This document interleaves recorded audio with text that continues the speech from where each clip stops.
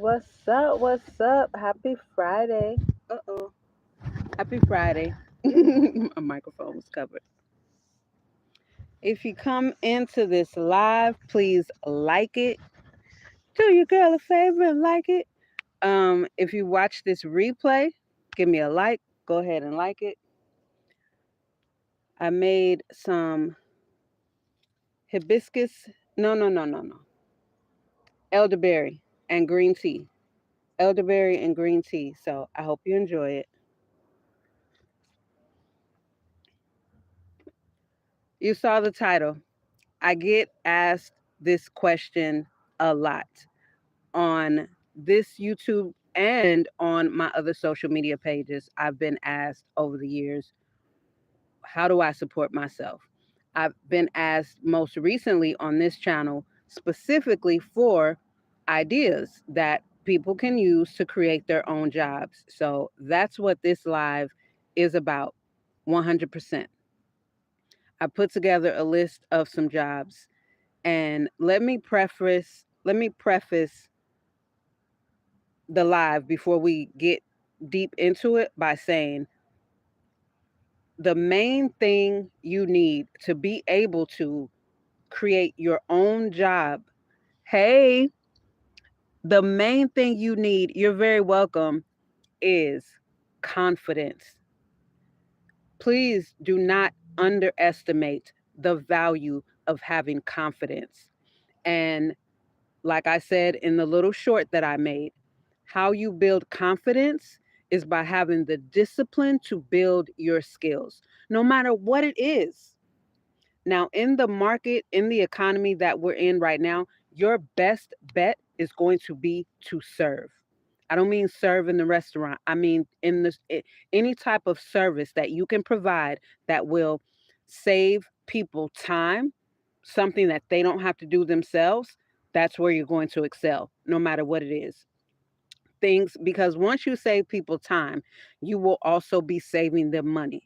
And if you can price yourself under what an a company that offers this service is charging, you're going to do better because you don't have the overhead of the company. You don't have employees that you're hiring. You don't have a brick and mortar that you have to pay for. So you can come in with your service and slash your price, and you're still going to have a profit. You're still going to be coming out ahead. And if you have the confidence to put yourself on display and sell yourself and prove what you can do, creating your own jobs is not going to be a problem at all. The only thing you'll need patience to get the clients, and as long as you stay dedicated to to working for yourself and creating your own opportunities, they'll come. Once the first one come, the next ones are going to come. This is how I've supported myself for years because I don't like working for any third party. I am very intelligent. I can figure this out for myself. I don't need to not know who's paying me. I personally like 1 degree of separation between me and my money. So build up your confidence by being disciplined enough to build your skills. Even if it's just, now, I'm just going to go on the low end.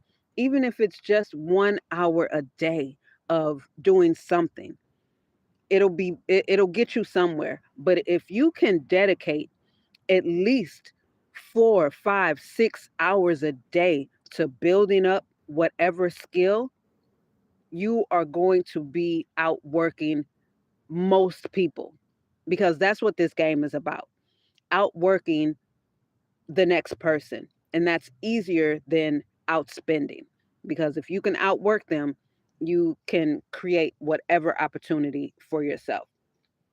So I also just want to share with you some of the things that I've done over the years to create my own, and some of these are on the list. So one of the things that I've done here in California is I am a server. I knew as a youngster that it's my calling to serve humanity, So, one of the things that I've done is caregiving for the elderly. Again, not through a third party service, just directly on my own. My client paid me directly. I was getting paid $600 a week. You can do the math yourself. And I didn't have any problems. I don't have rent, so that was great for me. And it was more like a companion. I was a companion for her. I made her meals, and I also had a guy as well. Made their meals with the woman. I would when she needed me, I would help her in and out of the bathtub. Um, Other things is just listening, talking, engaging with them. And if it's someone who's active, I also had another woman that I was caring for, and she put me on to some backstories about Teddy Pendergrass, and she really loved him. It was just really a companionship, and you can make great money because through some of these services, I think they're paying um, $1,600 a month or something like that. But also, I want to say, and after this, we're going to dive right into it. I want to say, shoot for higher end clients. You can only go broke trying to service broke people. I'm not gonna dance around words on this, right? We're talking about self-employment and creating your own job opportunities. So you have to serve the people who have the money. And those are the people who are busy, right? Because they want to keep up their standard of living. So service the people who have the money, and this is where your confidence is going to come, be a key factor. So you want to shoot for high six-figure clients, at least in the 200,000 and upward, right? Because as we know, if you're paying attention to the economy and the numbers, what they're saying about families making $150,000, $115,000 a year, they're living paycheck to paycheck.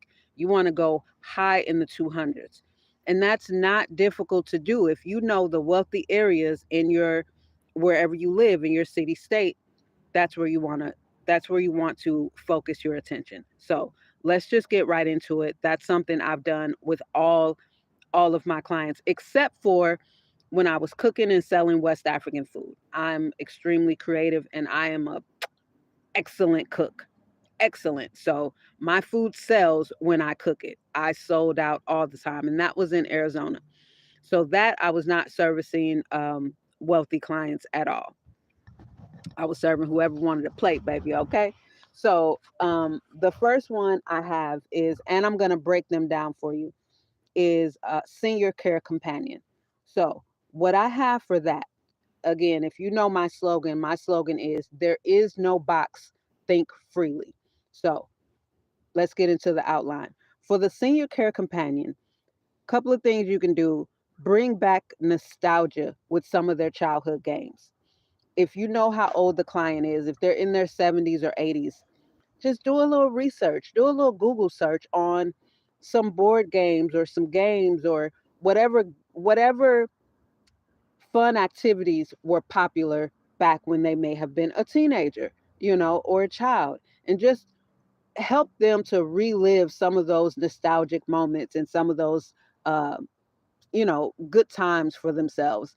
That will go over big, I'm telling you, because being around elders, which is something I have always been, being around elders, they love talking about their younger days, their glory days. That's also on the list. They love reminiscing on, for them, a better time. So if you're a senior care companion, you can put an ad in Craigslist or Facebook Marketplace. Um, if you know the areas of your neighborhood, or maybe not your neighborhood, but some affluent areas where they may have owned their home for 60 or 70 years, and their adult children who have families of their own, they don't have the time to spend with them. It is what it is. They do not have the time to spend with their elderly parent. So they would pay, especially if you laid out yourself and your service as being a need for this elderly person. And talk about their glory days. You just, elderly people love to, they have a lot to share. They have a lot to share and no one to talk to. If you've ever worked in a call center, baby, and you get an elderly client, honey, you know, they'll start talking to you about things that has nothing to do with what they called in about. Drop a one if you know what I'm talking about, because they will. They have no one else to talk to. And essentially, you're paid to be on the phone with them. So, they're going to talk. So, you create a job for yourself as a senior care companion. This is one of the things you can do. Ask them questions. You just want to keep them active and lively. You know what I mean? So, engaging in conversation with them is a great thing to do. Not only that, you will be putting yourself ahead because you'll be gaining all this wisdom. I don't know if anyone saw the video I did. I didn't title it that way, but a couple of months ago, I was around the corner at the park using my wood burning stove. And I ended up having a conversation with, I think she was 87 or 88. And we spoke for an hour and a half. My wood burning stove attracted her. She just thought that was so cool. And I left that conversation just mesmerized. I just, hearing her stories and hearing about her life, it gave me life. So this is one of the aspects that you can bring into being a senior care companion. And this is all independent. This is not through a third party service. This is you creating this for yourself, as well as you're creating this environment within their home, right? So, and speak life into them, tell, as they're talking, tell them how dope that is, how amazing that is. Wow.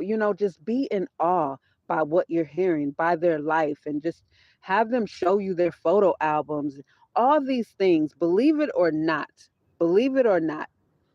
for an elderly person, a senior citizen, these this brings life up into them, because maybe they haven't pulled that photo album out, or maybe they haven't been able to show these pictures to anybody.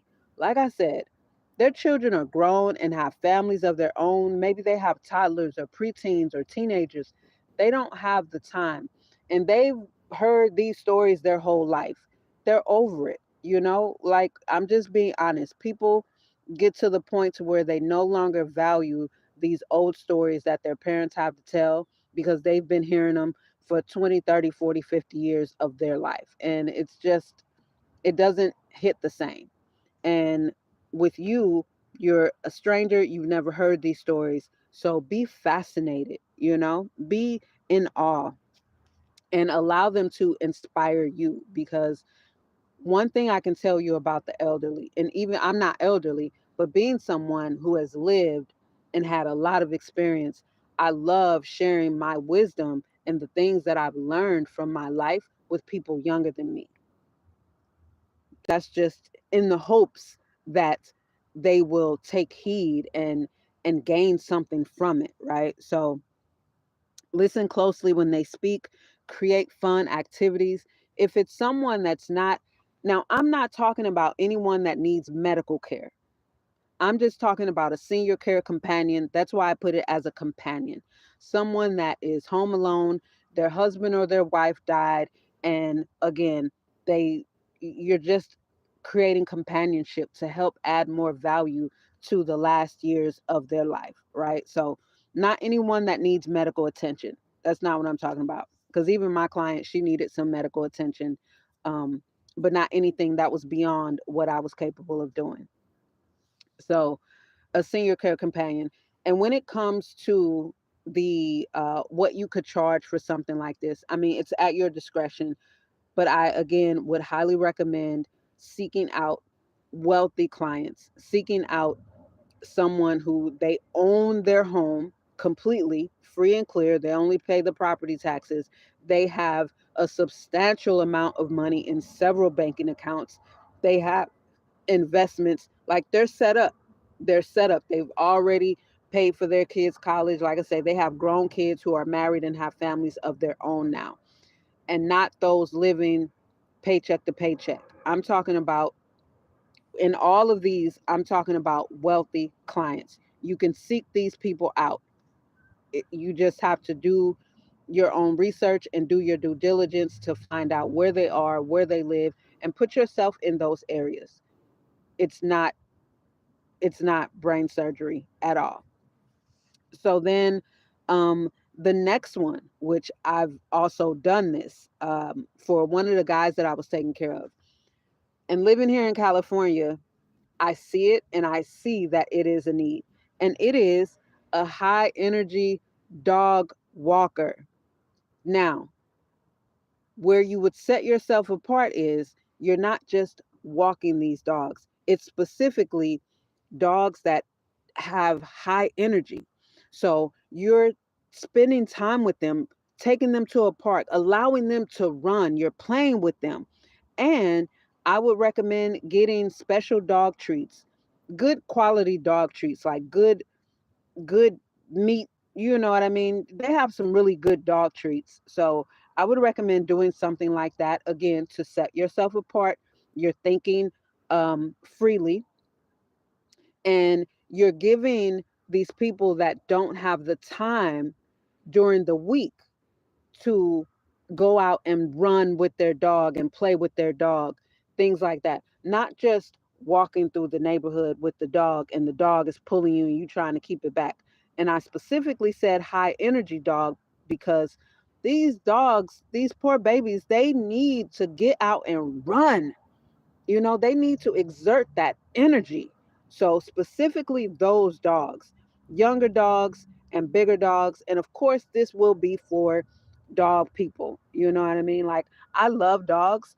I wouldn't own one. I love dogs. And when I was caring for Craig, this is what I did with his dogs. He had, I think it was a Yorkie Doodle, little Molly Sauce.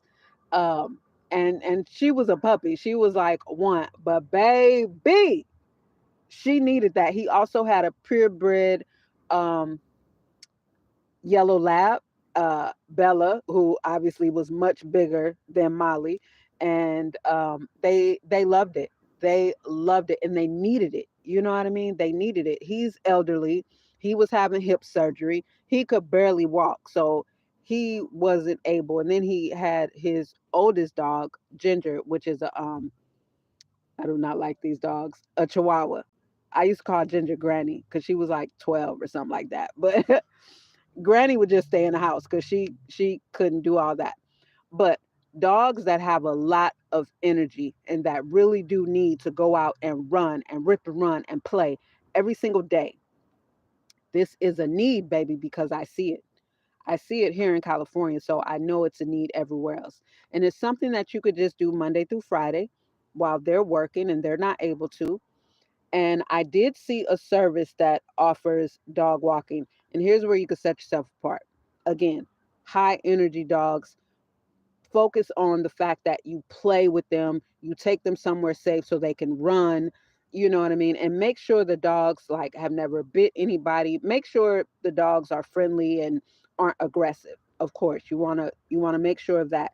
They're just energetic, right? So you are able to do that.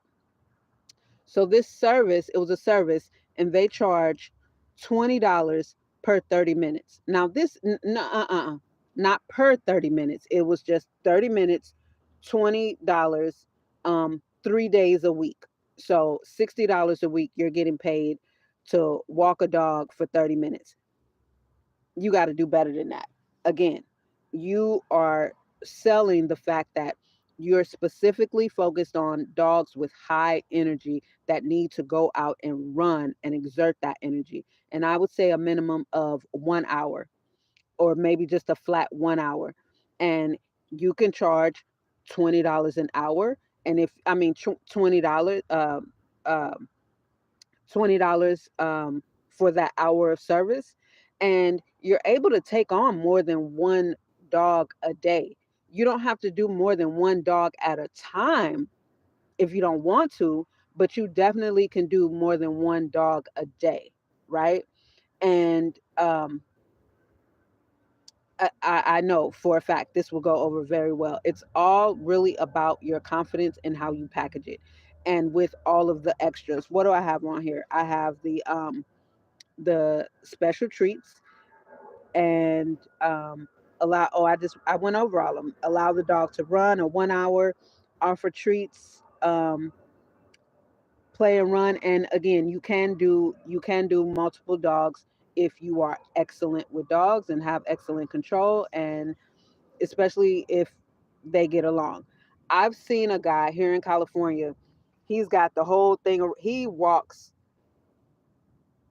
I don't know. Shit, it looked like he had about 8 or 9 dogs, and he was walking them through the nature preserve over there. I've showed you guys that in one of my videos. One day we'll go walk through there. But anyway, he was just walking them through there, but they were just walking. They were all orderly and walking. And I mean, some exercise is better than no exercise. But think about this: the people who do have high energetic dogs that on the weekends when they're not working, that go and run with their dog and go to the beach and play frisbee with their dogs, they of course would want that throughout the week. They would love that because this is what they do on the weekend. And if they're able to get someone that can do that at least a couple days a week, you can't tell me this isn't going to go over. Again, I know it will. So, high energetic dog walker, you should think about that. And then create your own type of variation of that. But that would go over very well. Another one is high energetic child play date. Now, what I recommend for this is 3 to 5 children or 3 to 5 families. And when I say 3 to 5 children, I mean from different families. So, for example, my client, they have 2 toddlers. They have a little baby too, but they have 2 toddlers. So that would be 2 children. So I would take on 2 other families, right? So let's say I get another family and they have one child that has a lot of energy and, need this special type of childcare throughout the day. Okay, so now that's 3 children. If I want to stop there, I can. If I'm like, let's really just make it fun for the kids and then creating social skills and a great, social environment. Okay, I can take up to 5 children. So that's what I mean. 3 to 5 children, if that's what you're comfortable doing. And some of the things that you can highlight of what you do is play at the park, and not just play at the park, but create some games. Tug of war. If you can set up tug of war. When the last time you seen kids playing tug of war? Come on. This is one of the games I grew up with. Dodgeball.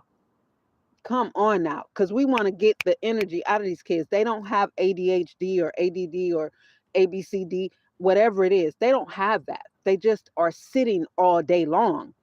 And kids don't sit. Kids don't even stand still. They need to move. They need to run and jump and play. And so, if you can direct that energy in a healthy way, the parents will love you.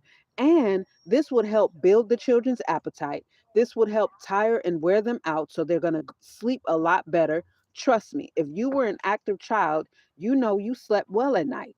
All these kids do these days is go from one building and sit to another building and sit and home and sit, and that's it. They're just sitting all day long or on a computer screen all day long and eating artificial food all day long.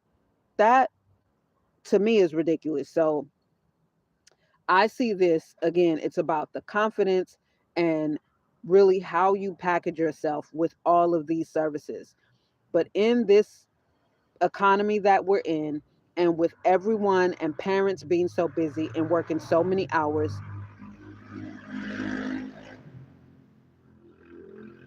they would jump on the opportunity for their children to have a few hours a day to uh, play and burn off some of that energy. And again, you're helping them build social skills. And then to another thing, I would suggest having this towards the end of your time with them for the day. Have a scary or sci-fi story time. Man, children love scary stories. and sci-fi stories. This is how you can kind of help wind them down a little bit. Uh, is that a super sticker? Hello there. Hey, welcome. So that would be dope. I mean, what child does not love um, scary stories and sci-fi stories? So you can start to wind them down and get ready to be back with their parents with that. And not only that, but you're giving the kids like an experience. They have an experience. Some of these kids probably have never played dodgeball. They've probably never played dodgeball or badminton. Come on, like maybe I'm just too creative. Maybe I just, again, there is no box. I think freely. So maybe it's just me. Maybe it's just me. But doing what's already done, um, and what's already not working, I never saw the advantage to continuing to do that. So even with my cleaning service that I created here, I created it totally different from what all these other services um, offer. Totally different. I structured it different. So I think I know that's why I was able to build up so many clients so fast in such a short period of time. And they had no problem, even when I did raise my rates. I came in under because that was my plan. I said I'm going to come in under. I'm going to wow them with my service, which I can keep up because it's just my standard. Wow them with my service. After 6 months, raise my rates, which I did. I had my checklist for them for my review. I have my review that I created. So even when I handed them that, they were like, wow, because I'm independent, right? Of course, they wasn't expecting that. So after 1 month, I gave them a review, things to check. And another thing that wowed them, when on the list, I asked about cobwebs. Have you seen any cobwebs that I missed?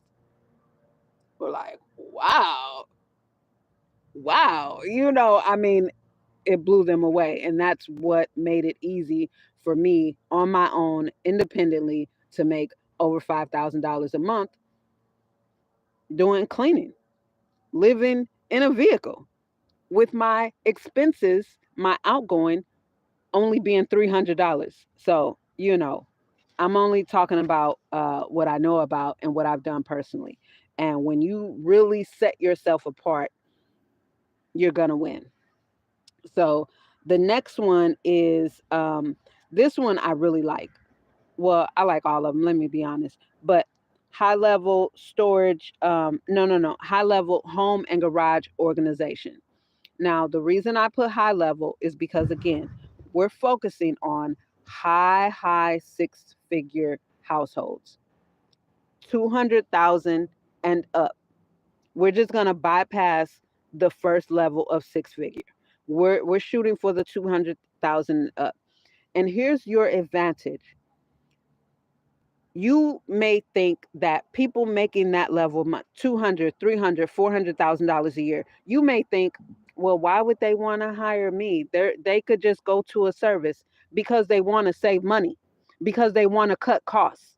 They want it done, but they want to cut costs. Everyone's feeling the same economy. Just because some people are still more well off than others and are still able to pay their bills when the bill come in and pay ahead of time and all this and that, do not underestimate the power of getting quality for less. And with you being an independent, and especially if anyone on here is watching this or watching the replay and you are a mobile dweller, honey, you can afford to cut the companies. You can afford to undercut them. You can afford to charge a couple of $100 less than what they charge. You absolutely can, because you do not have the overhead that they have. So we're shooting for high income earners. So high level home and garage organizations. So this is where you really have to be creative. And if this is something you're good at, baby, get on it. So what do I have? create more efficient spaces. So, taking the space that they have and how can you make it more efficient? How can you rearrange, redesign, and just rethink the spaces that they have to make it more efficient? Use the budget that they have. If you are like me and you know how to shop and get what you need for less, use their budget to, if you need to buy things to help with the organization, um, then do that, because you are able to do this for less than a service can do it. And if you can provide just as good a service for an independent worker, it's a win, win, win for everyone involved. Everyone. It is a win win. And when we're talking about wealthy clients, they will refer you. If what you do is on the level and above, if the value of what you provide is worth more than what they paid for it, they're going to recommend you. They're going to recommend you. Okay. And over time, you'll be able to raise your rates. Over time, you'll be able to hire. It's just, you have a big advantage as an independent worker. I promise you. And especially one who yourself, you do not have a high overhead. So, and then also, if you're able to use uh, neat, and what do I have? If you're able to use neat and space saving folding techniques, if you know techniques to fold the foldable garments in a way that will save space and be neat and organized, this is something that I did with my clients, even though, I did, because I did everything. I did their laundry, I did everything. Hey, welcome. Make sure you guys like the video. I would really appreciate that. Thank you so much for tuning in. So, yeah, if you're able to do that, that would be great. Like I when I would do their laundry, even when I would just put things away, I kept their drawers organized. Even the hanging stuff, I kept everything color coordinated.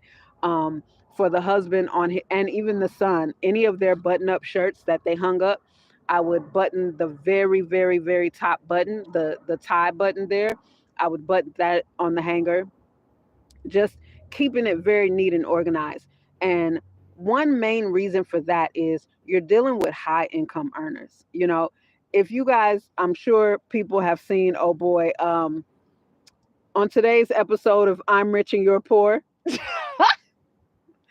think that, right? This is what you want to think when it comes to this, the high level home and garage organization. This is what you want to think, right? So you want everything to be neat and organized. And that's how I kept their home. Even the kids, I would reorganize everything. Their socks, I folded them in a certain way. I would stack them in there in a certain way. Every single thing, to where it just stands out. So, and then kind of an asterisk to that is that could also lead to wardrobe styling. Or you could just go right into, if you're a fashionable person, you can go into wardrobe styling. Now, let me break this down for you. When it comes to this, what I'm talking about here, wardrobe styling within their own within their own closet. So, let's say it's someone who has a hard time putting together outfits. You can put together their outfits for the week, or, just put together their outfits in their closet. However, whatever it may be, maybe it's everything is hanging or some things are in the closet. And if you can step it up and take a picture of it, like if you can go and get a little Polaroid camera and take pictures of the outfits and neatly put, let's say it's something, let's say you have a piece of the outfit that is in a drawer, and then the rest is hanging. You can clip the Polaroid to either one, either the one that's hanging, so that way they know which bottoms to go with it or which tops to go with the bottom or whatever the case may be. this is something that, again, and this may go over well with single high income earners, male and female. I could see this going over very, very, very well, especially if you're stylish, especially if you're fashionable. So just think about it. Don't write off any idea. Just think about it and, you know, let it sink in, ponder on it for a little bit.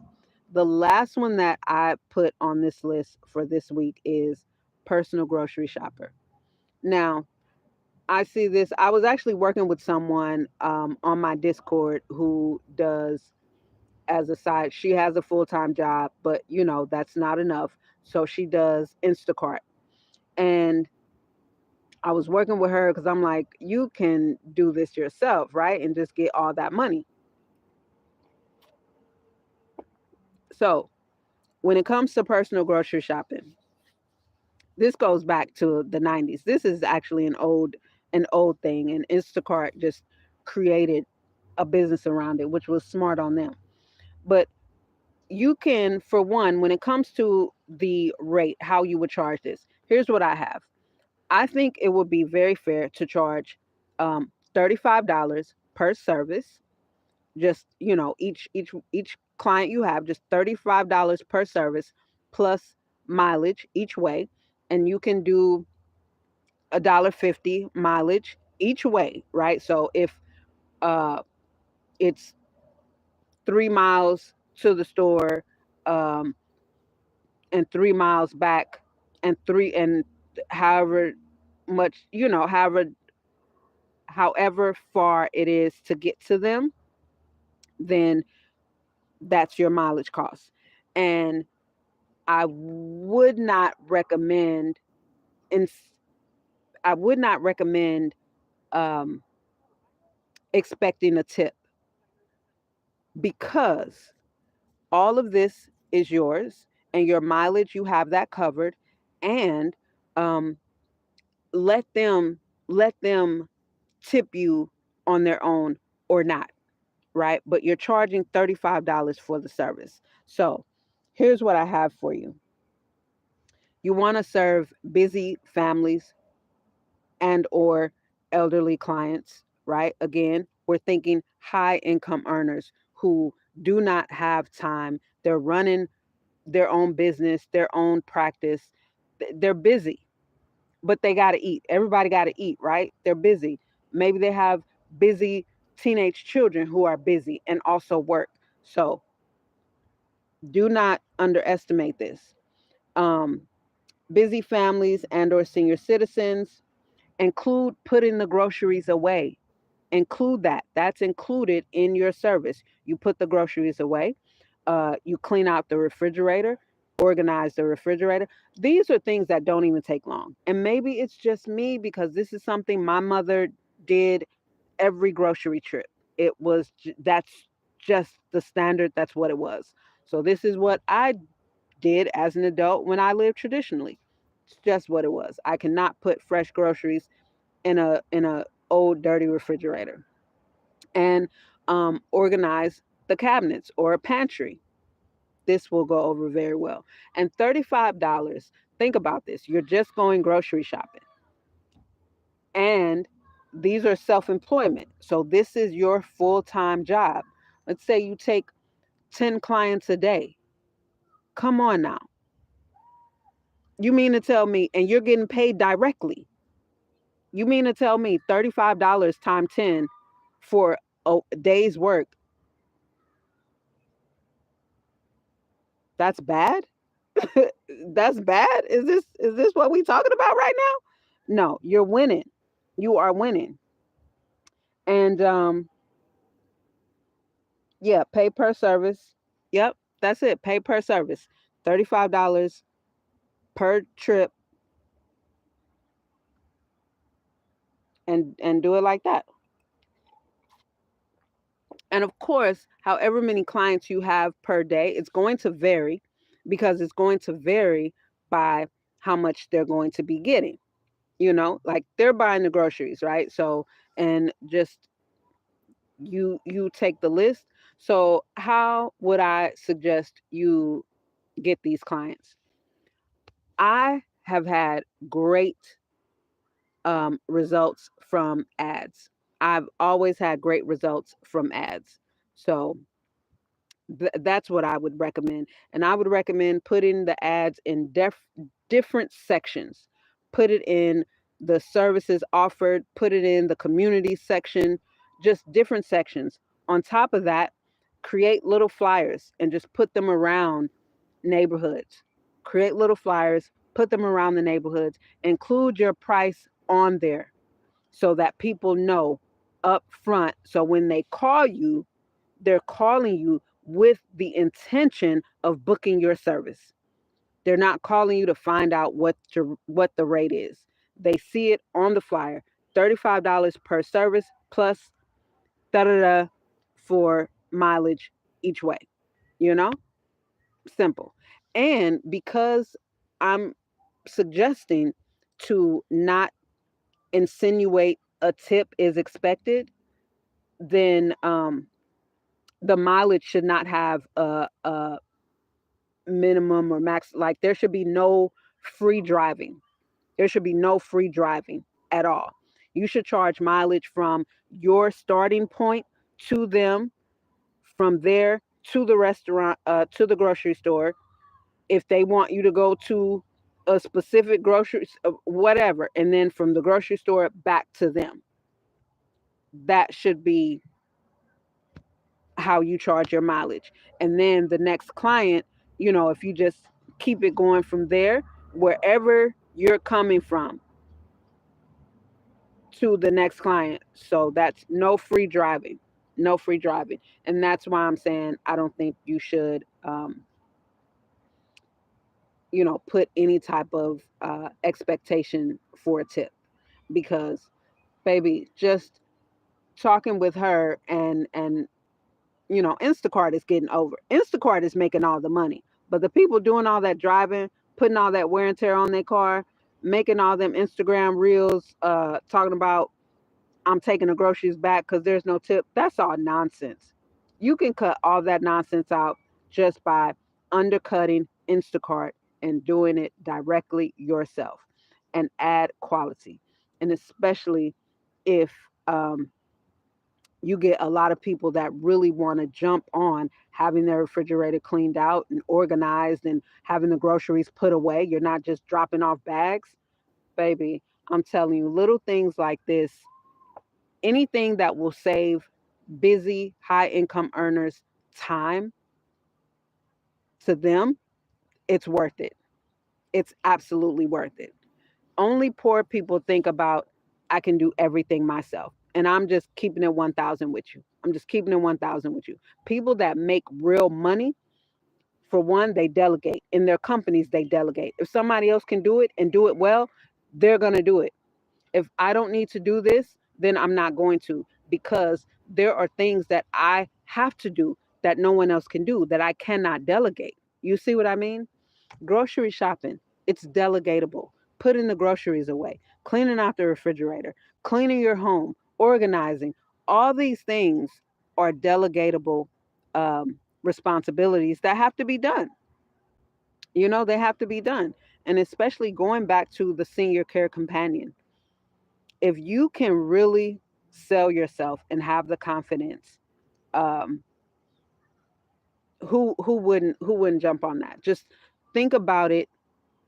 Put yourself in that position. If you were a high income earner and you're married and you're living your life over here, you wouldn't jump on the opportunity. And it's not to saying that the children are the ones paying for it, but you wouldn't encourage your mom or dad or your parents to, usually it would be a single, one of the spouses have already died, but you wouldn't encourage them to do this. And you can offer a background check. Like you can offer for them to run a background check on you. You can even go as far as to get your own background check and have it already, and just to show good faith. But even if you just offered, now in my experience, they use their intuition. They use their intuition and they use their instincts. And who knows, they probably looked into me, without me knowing. But all I know is high income earners, they do hire independent workers because they do want to get good quality for less. I'm telling you what I know. When I lived in Arizona, I was in, and this was when Hotel Honda was stolen. So I was back to being homeless and I was renting rooms.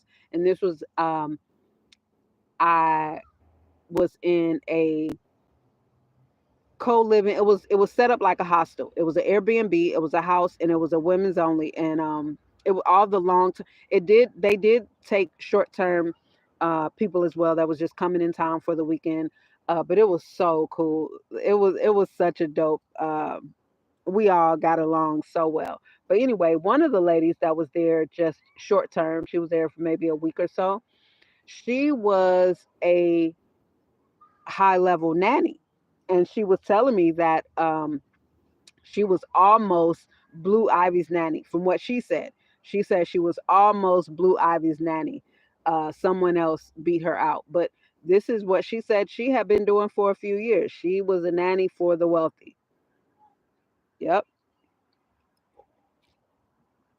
So once you get into working for wealthy people and high income earners, uh, you can't go back until you decide, okay, I'm going to attempt to build my own something that I don't have to work for. Like that's where I'm at right now. Where I'm at right now is I want to create things, like why I'm focusing so heavy on my YouTube, because every video that I've already made, it's still earning something from my AdSense. Now that's just a little bit, right? But I believe in using my stepping stones and my springboards to my benefit. I believe in that heavily. So any just the fact that I'm able to utilize my time to focus on getting better and learning more about the hours of preparation I need to put in to make my videos better, to make the information that I put into my videos better, and just everything across the board is worth it for me. Like since 2017, I've been trying to figure out how to get out of being self-employed. I know how to be self-employed. I don't have a problem creating my own opportunities. That's easy for me. I can take any one of these, because I have the discipline, I have the experience, I have the skill, and I have the patience to run ads to build up my clientele. I'm not desperate. I don't operate from desperation. And that's really what I want to leave you with as well. Do not operate from desperation. You're going to make a wrong move, and desperation reeks to the high heavens, baby. Anybody can smell a desperate person. So do not operate out of desperation. When you're starting to set yourself up on being self employed, you cannot be desperate. You be focused, you be disciplined, and you need to be patient, right? And all of this, once again, circling back, is going to build up your confidence, because you know what you know, what you know. And no one can deny what you know. Nobody can take away from you what you know. And when you know it, don't even worry about the difference in tax brackets. Don't worry about that. Worry about the fact that you are able to convey that you can help them. I'm able to give you what you need. I'm able to help lift this weight off your plate. I'm able to supply this service for you and supply it on a level that you are expecting, to meet the standard that you're looking for. As long as you're able to do that, then don't be desperate. And every no that you get, welcome it. Welcome every no, because all that's doing is getting the wrong clients out of the way so that you're fully prepared for the right client. Preparation is everything. Keep working on your offerings. Keep working on your script and how you're going to talk to them, how you're going to present yourself. Keep working on that as you're writing your ads. Keep testing ads. So many people have asked me, well, not many people, but many times I've been asked for job ideas, how people can create their own. This is just five of them right here. So I can come up with many, many more. And I didn't want to go into the tech arena or anything too technical because that's not going to be extremely profitable at this point. It can be. I was thinking about it. Maybe next week I'll go down that line because that's going to be a different type of clientele and a different type of entrepreneur that you're going to be servicing when it comes to that. But for these right here, focus on high income people with the senior care companion. Focus on those they've already made their money. They're not living off Social Security. They're very comfortable. They just are alone, right? They're just alone. So they can afford to pay for your service. And if you can prove yourself to be trustworthy, to be dependable, to be honest, you can bag these clients, I'm telling you.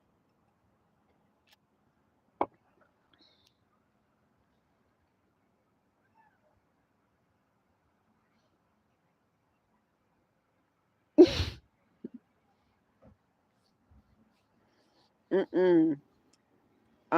I can't be an idol for anybody. That goes against what God says. Nope. Nope. I'm nobody's false idol. I'm just sharing information right here. I'm just sharing information. Um, that's it. I'm just sharing information. But hey, Fernando, I'm just sharing information. That's all from my experiences and from what I know. So hopefully that will help somebody. Hopefully y'all can take something from that and create your own opportunities because this is the time. This is the economy you want to do it in. Yes, the economy is horrible, but please keep in mind there are very wealthy people still out there that need these services. Keep that in mind. Now, you got to know that Walmart, let me just tell you this right quick. Walmart, let's see. We have Walmart and we have Best Buy. Let's talk about them too. Best Buy, their earnings report for the first quarter, they didn't meet their earnings report. So their sales have gone down. Walmart, their sales have gone up. They met their earnings report. Well, why is that? Because the people with money that didn't shop at Walmart, they're now shopping at Walmart or at least going to get some of the things that they need from Walmart. Because, baby, I hate the fact that I got to go to Walmart. And when I say got to go, I mean because they have everything. They have and they're the only place that has these and for the price that they have them. So, Walmart, their earnings report, they came in above because the people that have the money to spend have been going to Walmart lately. So keep that in mind. The entire country is not broke, and the entire country is not living above their means. Only the broke people are living above their means. You don't want to service them. We're not talking about them. Where the days of balling on a budget has always been a fallacy. Okay? So we're not talking about that. We're talking about being confident and disciplined so that we can go and service the people that need it, that have the money to pay for it. Okay, so don't be desperate. Don't make moves out of desperation.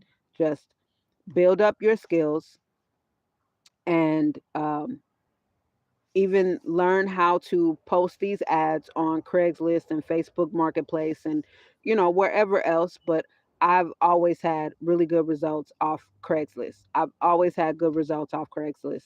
Never had a problem with that. So you can take this information and do with it what you will. I did spend all week putting this together and doing research on just, the areas around here and just paying attention. You know what I mean? So,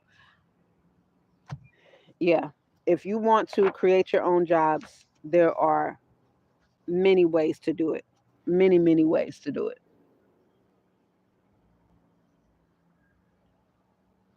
So, I'm going to go because it looked like it's getting ugly in here.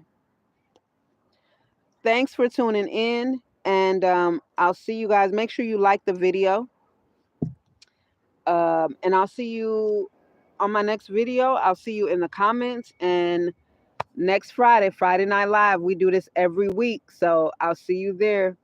Peace, y'all. And you need to grow up.